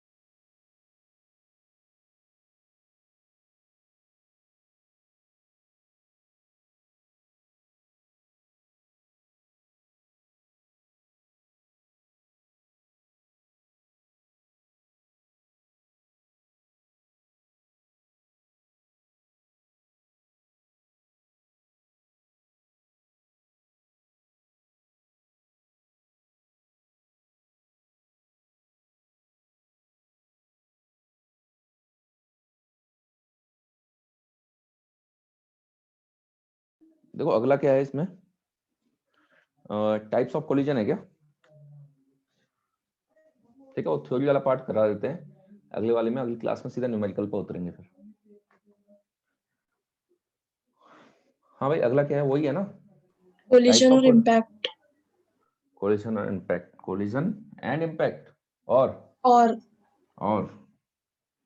ये बता दूं? हाँ सर।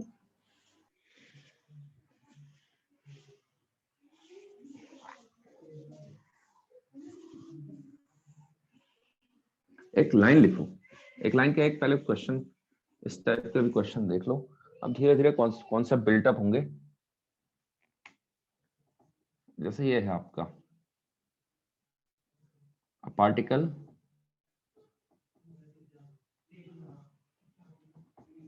नोट करके लिख लेना, क्वेश्चन भी मत लिखना, नोट करके लिखना इसको। A particle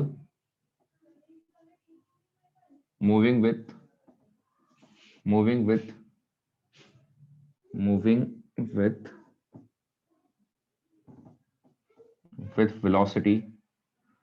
velocity v vector explodes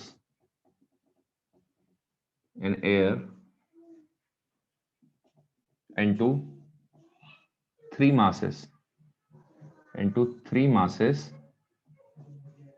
m1 जो कि v1 वेक्टर से जा रहा था, m2 जो कि v2 वेक्टर से निकला, एंड m3 जो कि v3 वेक्टर से निकला। ठीक है, तो एक अगर ऐसे करके टूट रहा है, ठीक है, तो देखो इसमें क्या हो गया,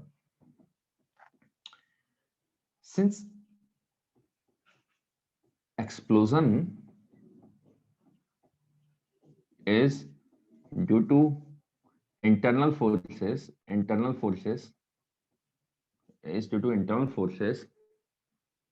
and the only external force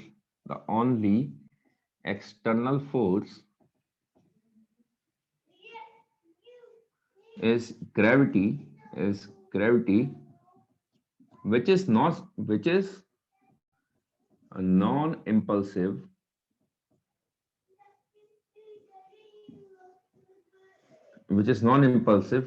and hence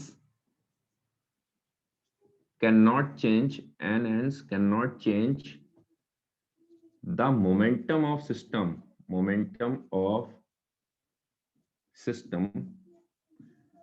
instantaneously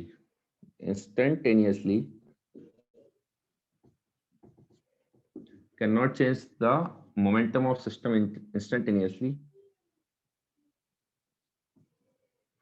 hence we can apply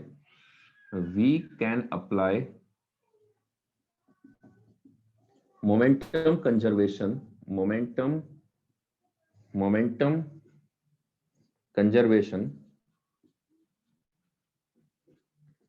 just before and just after explosion। लेकिन मेन चीज है जस्ट बिफोर, जस्ट शब्द जरूरी है। यानी बेसिकली कर क्या रहे हो आप, मोमेंटम कंजर्वेशन लगा रहे हो even in the presence of external force. Gravity है, लेकिन ग्रेविटी क्या करेगी, ग्रेविटी एकदम मोमेंटम में बदलाव नहीं कर सकती है। हाँ, लॉन्ग टाइम के अगर आप यहाँ पर ये जा रहा था टूटा और ये जाते गए, अब नहीं लगा सकते हो आप, कोई भी आगे की कोई भी जनरल सिचुएशन में नहीं लगा सकते मोमेंटम कंजर्वेशन। भाई एक्सटर्नल फोर्स है, कैसे लगा दोगे मोमेंटम कंजर्वेशन, ठीक है। लेकिन वो अब उस एक्सटर्नल फोर्स है उसके अंदर आके बात कर रहे हैं, वो एक्सटर्नल फोर्स इंपल्सिव नहीं है, तो सडन मोमेंटम चेंज नहीं कर सकता वो आपका।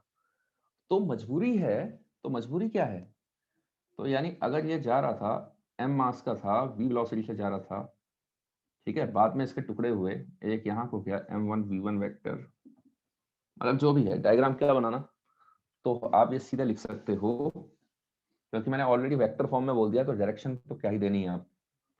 यानी mv वेक्टर को क्या मैं m1 v1 vector plus m2 v2 vector, जो फाइनल मोमेंटम हो गया सिस्टम का, ये है। ये सब वेलोसिटीज जो हैं, ये हैं जस्ट आफ्टर कोलिजन है, जस्ट आफ्टर कोलिजन, ठीक है। थोड़े समय के बाद तो ग्रेविटी अपना खेल खेलेगी, बेंड करवाएगी, सबको नीचे को बेंड करवानी है उसने, तो मोमेंटम में तो बदलाव आने वाला है। वेलोसिटी बढ़ाएगी, कम करेगी, कोई इसमें से कोई पार्टिकल ऊपर को जा रहा होगा तो उसकी वेलोसिटी भी कम होगी, कोई नीचे को जा रहा होगा बढ़ाएगा उसका, तो थोड़ी देर में तो खेल खेल जाएगी। लेकिन जस्ट आफ्टर कोलिजन नहीं खेल पाएगी, जस्ट बिफोर जस्ट आफ्टर में एकदम सडन चेंज नहीं करा पाएगी आपकी।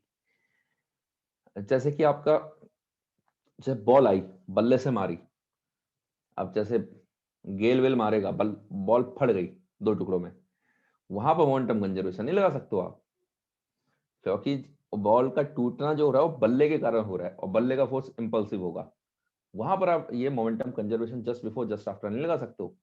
यहाँ पर क्या है, इंटरनल फोर्स के कारण टूट रहा है और जो एक्सटर्नल फोर्स वहां पर प्रेजेंट है हवा में वो ग्रेविटी है सिर्फ, और ग्रेविटी एकदम सडन चेंज नहीं करवा सकती है।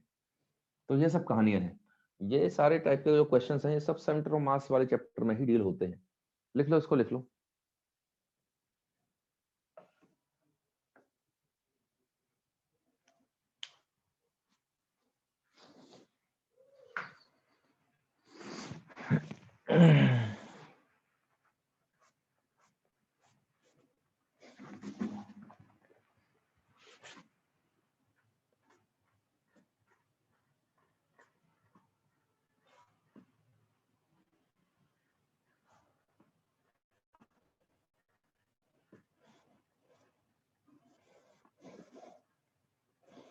अरे बताओ, लाइव में ज्यादा क्लियर वीडियो आता है एज कम्पेयर टू जो यूट्यूब में अपलोड होता है?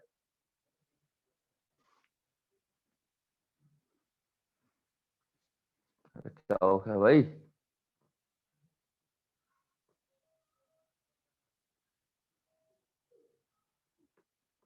हैं? जनरली वो तो डिपेंड करेगा आपकी भी स्पीड क्या है ना, क्योंकि उसमें तो 360p पे होता है।